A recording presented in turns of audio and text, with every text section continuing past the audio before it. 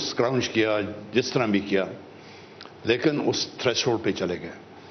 जो मुझे इतलात होती थी, एक लेफ्टिनेंट जनरल से नकवी साहब मेरे कमांडिंग ऑफिसर रह चुके थे, मैं उनका एजुटेंट था, तो उनसे इंफॉर्मेशन मुझे मिलती रहती थी कि कितनी डेवलपमेंट हो चुकी है, कहाँ तक वी रीच्ड।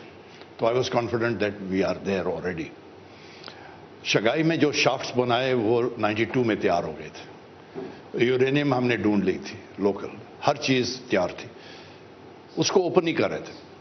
अब इंडिया ने जो मिस कैलकुलेट किया, उनके बीजेपी ने पर्टिकुलरली, उन्होंने समझा जिस तरह बयान देने अडवाणी साहब ने दिए कि इनके पास है ही नहीं।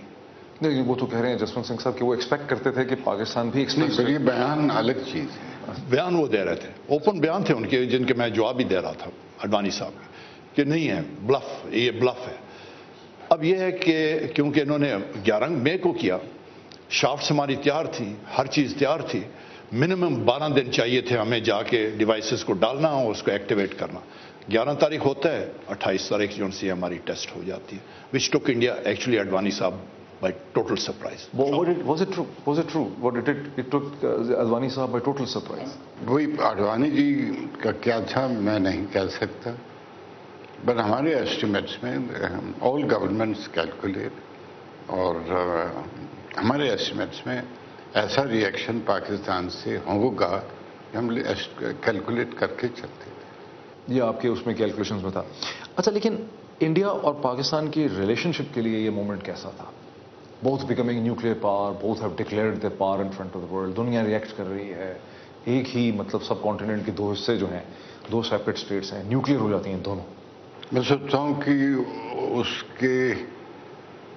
उसके बाद थोड़ा टेंशन और बढ़ गया, टेंशन घटा नहीं, वह अनफॉर्चुनेट है, बढ़ना चाहिए नहीं था।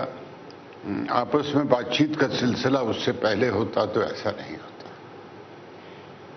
अच्छा, उसके बाद एक और बड़ा इंपॉर्टेंट मोमेंट आता है, बस डिप्लोमेसी, और उसके बाद फिर कारगिल कॉन्फ्लिक्ट होता है। उस वक्त बस डिप्लोमेसी, इसमें अटल बिहारी वाजपेयी साहब जो आते हैं, आप गालिबन उनके साथ हैं।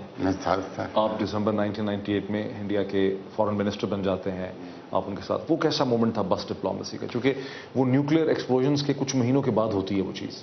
देखिए, जो वजीर आजम नॉर्मली बस से नहीं घूमा करते, ये मेरा ही एक सजेशन था कि हमें ऐसा कोई कदम उठाना चाहिए, पाकिस्तान के आवाम को हम एक मैसेज दे सकें। और ये न्यूयॉर्क में तो हुआ था, मियां नवाज शरीफ साहब वहाँ मौजूद थे, बैठे थे लंच से पहले, कोई चीज़ हम क्या करें, उसमें से ये बात उठी थी। बस में वाजपेयी साहब आए थे, लाहौर गवर्नर के लॉन से उन्होंने एक तकरीर करी थी, जो शायद जवाहरलाल नेहरू के बाद पहले प्राइम मिनिस्टर थे हिंदुस्तान के जिनकी तकरीर पूरे पाकिस्तान में रेडियो और टीवी पर ब्रॉडकास्ट हुई। और उसमें उन्होंने कहा था, उनका एक सेंटेंस था जो आज तक मुझे याद है, ये बस लोहे और इस्पात की बस नहीं है, ये जज्बातों की बस है। हमें बहुत खून बह गया, हम और न बहाएं। वहाँ से हम चले, जब कारगिल वो धोखा लगा, ऐसा लगा कि धोखा हो गया, अच्छा नहीं लगा। जसवंत सिंह साहब, let me take a quick break. नाज़रीन, एक ब्रेक लेते हैं और ब्रेक के बाद डिस्कशन का आगाज यहीं से कंटिन्यू करेंगे।